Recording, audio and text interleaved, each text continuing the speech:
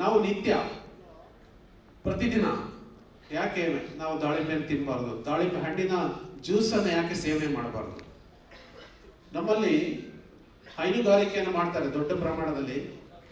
ಕೋಲಾರ ಮತ್ತು ಚಿಕ್ಕಬಳ್ಳಾಪುರದ ದೊಡ್ಡ ಪ್ರಮಾಣದಲ್ಲಿದೆ. ಸರ್ಕಾರ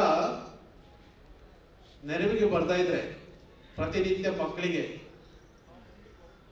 ಹಾಲನ್ನು ಕೊಡುವ ಒಂದು ವ್ಯವಸ್ಥೆ ಮಾಡ್ತಾ ಇದ್ರೆ ಸಂಕಷ್ಟ ಸಿಗಾಕೊಳ್ತಿದ್ವಿ. ಈ ಉದ್ಯಮ, ಹೈನುಗಾರಿಕೆ ಉದ್ಯಮ, ರೈತರು ಸಂಕಷ್ಟ ಸಿಗಾಕ್ತಿದ್ರು. ಹಾಲು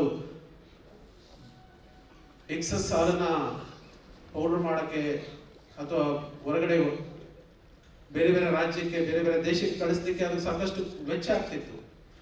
ನಮ್ಮ ಸ್ಥಳೀಯವಾಗಿ ಮಕ್ಕಳಿಗೆ ಕೊಡುವಂತ ಒಂದು ಯೋಜನೆಯನ್ನು ಸರ್ಕಾರ ತಂತು.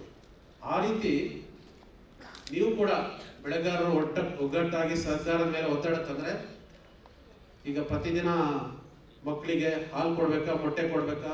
ಹಾಲಂತೂ ಕೊಡ್ತಾ ಇದ್ದಾರೆ, ಮೊಟ್ಟೆ ಕೊಡ್ಬೇಕಾ, ಬಾಳೆಹಣ್ಣು ಕೊಡ್ಬೇಕಾ ಅನ್ನೋದು ಕನ್ಫ್ಯೂಷನ್ ಇದೆ. ಸಾಕಷ್ಟು ಪರ ವಿರೋಧ ಚರ್ಚೆ ನಡೀತಾ ಇದೆ. ಬಟ್ ದಾಳಿಂಬೆ ಜ್ಯೂಸ್, ಹಾಗೆ ನಮ್ಮ ಡಾಕ್ಟರ್ ಸುನೀಲ್ ತಮಗಾಳ್ ಅವರು ಹೇಳ್ತಾ ಇದ್ರು, ಮಹಾರಾಷ್ಟ್ರದಲ್ಲಿ ಅಲ್ಲಿನ ರೋಗಿಗಳಿಗೆ 30 ml 30 ml ದಾಳಿಂಬೆ ಜ್ಯೂಸ್ ಅನ್ನು ಕೊಡ್ತಾರೆ. ನಿಯಮಿತವಾಗಿ ಪ್ರತಿದಿನ 30 ml ತಗೊಂಡ್ರೆ ನಮಗೆ ಬಾಡಿಗೆ ಬೇಕಾದಂತ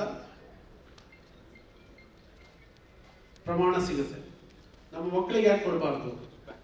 ನೀವು ಅದನ್ನ ಪ್ರಯತ್ನ ಮಾಡಿದ್ರೆ ನಿಮಗೆ ಆಗುವಂತ ನಷ್ಟ, ನಾವು ಒಳ್ಳೆ ಇಳುವರಿ ಬಂದಿದೆ, ಮಾರ್ಕೆಟ್ ಎಲ್ಲ ರೇಟ್ ಇಲ್ಲ, ನಷ್ಟ ಆಗ್ತದೆ, 20 ರೂಪಾಯಿ 30 ರೂಪಾಯಿ ಕೆಜಿ ಕೇಳ್ತಾ ಇದ್ದಾರೆ ಅಂದಾಗ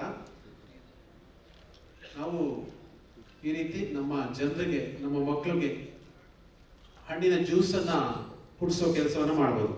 ನಾನು ನಮ್ಮ ಕಚೇರಿಗೆ ಸುನೀಲ್ ತಮಗಾಳೆ ಅವರು ಕೆಲವು ರೈತ ಮಿತ್ರರನ್ನ ಕರ್ಕೊಂಡು ಬಂದಿದ್ರು. ನಾನು ಹೇಳ್ತಾ ಇದ್ದೆ, ನೀವು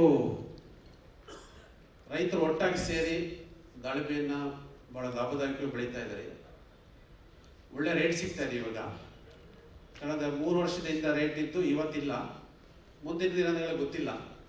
ಹಾಗಾಗಿ ನೀವು ಸ್ಥಳೀಯವಾಗಿ ಅದನ್ನ ಬೈ ಪ್ರಾಡಕ್ಟ್ಸ್ ಮಾಡೋದಕ್ಕೆ ಯಾಕೆ ನೀವು ಆಲೋಚನೆ ಮಾಡಬಾರ್ದು? ಅದನ್ನು ಗಮನಿಸಿ ಅಂತ. ಜ್ಯೂಸ್ ಫ್ಯಾಕ್ಟರಿಯನ್ನು ಮಾಡುವಂಥದ್ದಿಲ್ಲ. ಸ್ಯಾಚೆಟ್ಗಳಲ್ಲಿ ಈಗ ಬೇರೆ ಬೇರೆ ಹಣ್ಣಿನ ರಸಗಳು ಬಹಳ ಸುಲಭವಾಗಿ ಸಿಗ್ತವೆ. ಮ್ಯಾಂಗೋ ಎಲ್ಲೋದ್ರೆ ಯಾವುದೇ ಶಾಪ್ಗಳಲ್ಲಿ ಹೋದ್ರು ಮ್ಯಾಂಗೋ ಜ್ಯೂಸನ್ನು ಕುಡಿಬೋದು. ದಾಳಿಂಬೆ ಹಣ್ಣಿನ ಜ್ಯೂಸನ್ನು ಸಿಗೋ ಥರ ಮಾಡಿದರೆ ನಿಮಗೆ ಸ್ಥಳೀಯವಾಗಿ ಸಿಗುತ್ತೆ.